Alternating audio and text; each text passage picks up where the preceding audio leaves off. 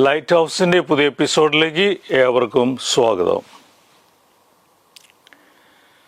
മൃഗങ്ങൾ തമ്മിൽ സ്ഥാനത്തെക്കുറിച്ച് ചൂടുപിടിച്ച സംവാദം നടന്നു.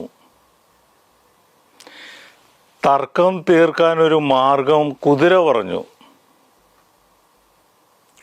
നമുക്ക് മനുഷ്യൻ്റെ ഉപദേശം സ്വീകരിക്കാം. ഈ തർക്കത്തിൽ പങ്കില്ലാത്തതിനാൽ അവന് നിഷ്പക്ഷത പാലിക്കുവാൻ കഴിയും. പക്ഷെ അതിനുള്ള ബുദ്ധി അവനുണ്ടോ? പെരിഞ്ചാഴി പറഞ്ഞു.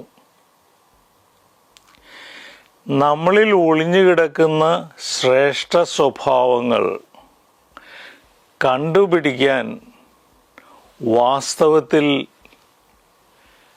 അപൂർവമായ സൂക്ഷ്മ ബുദ്ധി മനുഷ്യന് വേണ്ടിയിരിക്കുന്നു. അത് ശ്രദ്ധേയമായ കാര്യം തന്നെ, എലി പറഞ്ഞു. മുള്ളം പന്നിയും എലിയെ പിന്താങ്ങി.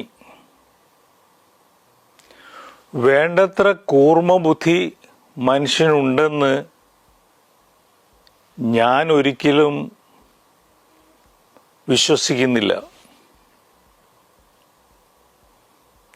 മിണ്ടാതിരിക്കൂ, കുതിര പറഞ്ഞു. സ്വപക്ഷത്ത് നന്മയുണ്ടെന്ന് തീരെ വിശ്വാസമില്ലാത്തവനാണ് എപ്പോഴും ന്യായാധിപന്റെ കഴിവിനെ പോലും ചോദ്യം ചെയ്യുന്നത്. ഒടുവിൽ മനുഷ്യൻ ന്യായാധിപനായി. വിചാരണയും വിധി തീർപ്പും ആരംഭിക്കുന്നതിന് മുമ്പ് സിംഹം മനുഷ്യനോട് ഒരു ചോദ്യം ചോദിച്ചു. എന്തടിസ്ഥാനത്തിലാണ് നീ ഞങ്ങളുടെ സ്ഥാനത്തെക്കുറിച്ചുള്ള വിധി തീർപ്പ് നടത്താൻ പോകുന്നത്? ഏതടിസ്ഥാനത്തിലാണെന്നോ? എനിക്ക് നിങ്ങൾ ഏതു തരത്തിൽ പ്രയോജനമായിരിക്കുന്നുവോ ആ അടിസ്ഥാനത്തിൽ തന്നെ മനുഷ്യൻ മറുപടി നൽകി. ഭേഷ്! നീരസത്തോടെ സിംഹം അലറി. അങ്ങനെയെങ്കിൽ കഴുതയ്ക്കും പുറകിലായിരിക്കുമല്ലോ എൻ്റെ സ്ഥാനം. ഹേ മനുഷ്യ, നിനക്ക് ഞങ്ങളുടെ ന്യായാധിപനായിരിക്കുവാൻ സാധിക്കില്ല. സമ്മേളനം വിട്ട് പുറത്തു പോകൂ. മനുഷ്യൻ പോയി. ആക്ഷേപസ്വരത്തിൽ പെരിഞ്ചാഴി പറഞ്ഞു, എടോ കുതിരെ, ഇപ്പോൾ കണ്ടോ,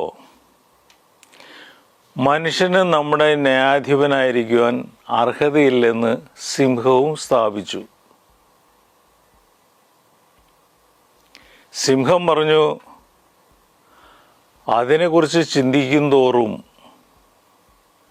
സ്ഥാനത്തിനു വേണ്ടിയുള്ള ഈ വാദം അർത്ഥശൂന്യവും നിന്ദ്യവുമാണെന്ന് എനിക്ക് തോന്നുന്നു. എന്നെ ഏറ്റവും വലിയവനാണെന്നോ ചെറിയവനാണെന്നോ ഗണിച്ചുകൊള്ളുക. എനിക്കതിലൊരു ചുക്കുമില്ല. ഞാൻ ആരാണെന്ന് എനിക്ക് നല്ലപോലെ അറിയാം.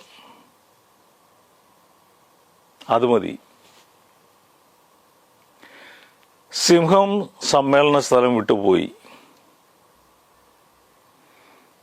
ബുദ്ധിമാനായ ആന, ധീരനായ കടുവ, ഗൗരവമുള്ള കരടി, കുലീനനായ കുതിര, ഇവരെല്ലാം സിംഹത്തെ പിന്തുടർന്ന് സ്ഥലം വിട്ടു. സ്വന്തം വില മനസ്സിലാക്കിയവരൊക്കെ സ്ഥലം വിട്ടപ്പോൾ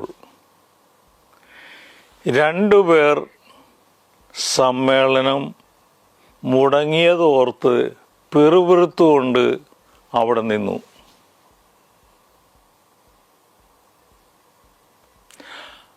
അവരാരാണെന്നറിയാമോ?